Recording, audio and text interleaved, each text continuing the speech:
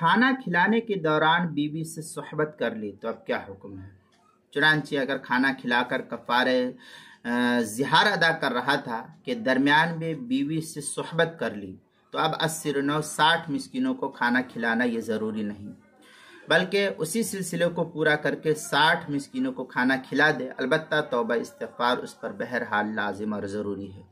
اس مسئلے کو مستفاد کیا مسائل بہشتی زیور حصہ اول صفحہ 541 جو کراچی کا چھپا ہوا نسخہ، اس کے اندر مصنف عبدالرزاق میں ہے قال الحسن ان اطعم بعض المساکن ثم وقع على امرتی فلا ينهدم۔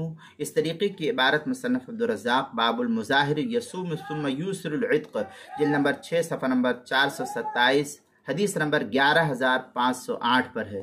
در مختار میں ہے استونف الصوم لا اطعام ان وطئها فی خلالہ لاطلاق النص۔ اس طریقے کے بارے در مختار کتاب الطلاق باب الکفارہ جلد نمبر 5 صفحہ